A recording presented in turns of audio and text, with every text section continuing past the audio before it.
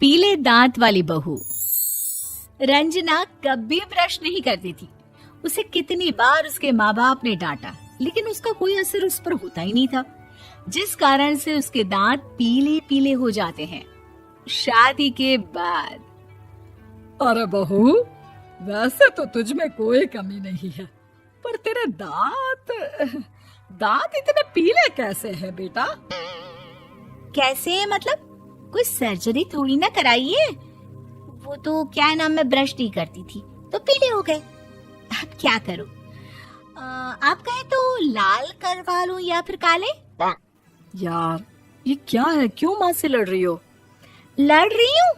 अरे मैं लड़ रही हूँ या ये बोल रही है कि दांत पीले हैं, पीले। अरे तपस्या थोड़ी ना की है इन्हें पीले करने के लिए। बकायदा ब्रश नहीं किया है 20 साल तक, तब जाकर। छी, कैसी बात कर रही हो? ये उस वक्त तो पीले नहीं थे जब हम लोग तुम्हें देखने आए थे। अरे तब साफ करवा लिया होगा डेंटिस्ट के पास जाकर। अब देखो कैसे पीले पीले लग रहे हैं। रंजना सास की तरफ गुस्से से देखती है। फिर शुरू हो गई पीले पीले पीले। अरे पीले तो तब भी थे जब मेरे हाथ का रसगुल्ला उड़ा उड़ा कर खा रही थी और बोल रही थी, लड़की नहीं गुणों का खजाना दे रहे भाई साहब आप। खैर, अब वो लोग करते भी तो क्या करते, पीले दांत वाली बहू पल्ले पड़ी थी तो झेलना तो था ही। एक दिन कीर्तन में रंजना गाना गा रही थी। अरे कमला बहन, माँ का द्वार है, यहाँ तो सब शुद्ध होकर आते हैं, फिर अपनी बहू को ब्रश भी नहीं करवाती तुम। दूर से पीले पीले दांत भक्ति में बाधा उत्पन्न कर रहे हैं। अरे कोई 2 साल की बच्ची थोड़ी ना लेकर आई हूँ मैं बहू बनाकर। अच्छी खासी लड़की है, अरे कैसे करवाऊं ब्रश? ये तो उसे खुद करना चाहिए ना। अब माँ बाप तो इसके जैसे तैसे निपटा दिए, ये नहीं सोचा कि सास कैसे संभालेगी। सास बहू को लेकर घर आ जाती है, लेकिन सोच लेती है कि अब इसे लेकर कहीं नहीं जाएगी। अगले रोज बहू कहती है, अरे क्या हो गया, मंदिर नहीं जाना क्या? कीर्तन का वक्त हो रहा है। मेरी मधुर वाणी से कान्हा जी जागते हैं और सोते हैं। आप तो जानती है ना उनकी भक्ति में कितना मन लगता है मेरा। वो क्या है ना, तबीयत ठीक नहीं लग रही है मेरी, आराम करूंगी मैं। तबीयत ठीक नहीं लग रही? अभी तो मिथुन के गाने पर नाच रही थी आप, और अब बोल रही है कि तबीयत ठीक नहीं लग रही। अरे भक्ति में मन लगा लो सासू माँ, ऊपर जाना है, क्या मुंह दिखाओगी आप? हाँ? सास को बहू की बात पर गुस्सा आ जाता है। मैं क्या मुंह दिखाऊंगी, इसकी चिंता तो ना कर, समझी? अपने मुंह की चिंता कर, जो ये पीले पीले दांत लेकर हर जगह पहुंच जाती है। पता है लोग कितना मजाक बनाते हैं। ना जी ना, मैं नहीं जाना कहीं तेरे साथ। तो ये बात है। कोई ना, मत जाओ, मैं अपने कमरे में ही बैठकर भक्ति कर लूंगी। ऊपर वाला दांत थोड़ी ना देखता है, मन देखता है, भावना देखता है। और अरे बस बस, तू सब कुछ दिखा, बस ये सफेद चमकदार दांत ना दिखाना किसी को, है? जा यहाँ से। बहू को सास की बात का कोई फर्क नहीं पड़ता, वो तो जैसी थी वैसी ही रह जाती है। सुबह नहाकर किचन में खाना बनाना, फिर खाना खाना, कीर्तन भजन करना और सो जाना। एक दिन, माँ जी मैं सहेली के घर जा रही हूँ, शाम को लेट आऊंगी। हाँ हाँ तो जाना, मैंने कौन सा तेरी आरती करनी है घर पर बैठकर। रंजना सहेली के घर जाती है, जहाँ वो पार्टी में जाने की तैयारी कर रही होती है। अरे शिखा, कहाँ जाने की तैयारी कर रही है? मैं गलत वक्त पर आ गई क्या? अरे नहीं यार, उल्टा सही वक्त पर आ गया। मैंने ये साड़ी और ज्वेलरी निकाली है यार, शाम को इनके ऑफिस की एक पार्टी में जाना है। बताना कैसा लग रहा है ये सब? नहीं यार, इस ड्रेस के साथ तो वो वाली ज्वेलरी अच्छी लगेगी। हाँ हाँ सही बोल रही है, मैंने ध्यान ही नहीं दिया। वैसे तो हमेशा से मस्त फैशन सेंस रखती है। तो बड़ा जाती होगी ना पति के साथ पार्टी में।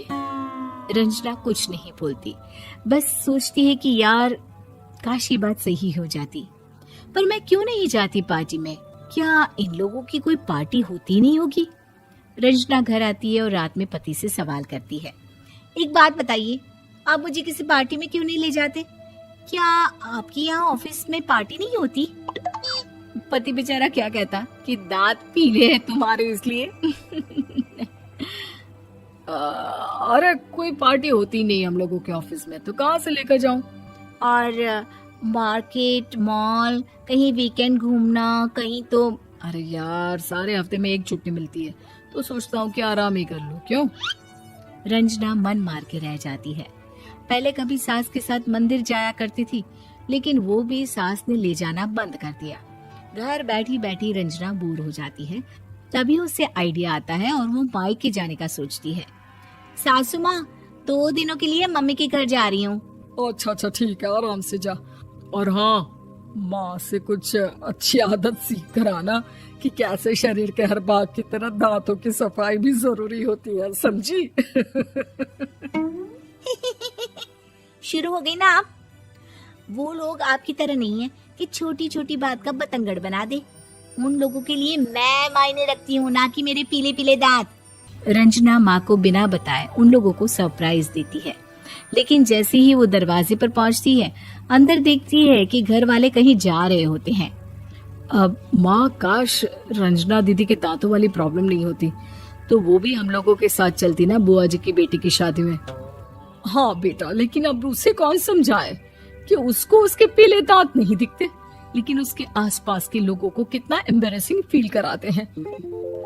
मुझे तो कितनी बार उसके स्कूल की टीचर ने शिकायत की कि उसके साथ कोई लड़की बैठना भी नहीं चाहती, और ना ही कॉलेज में कोई उससे बात करना चाहता था।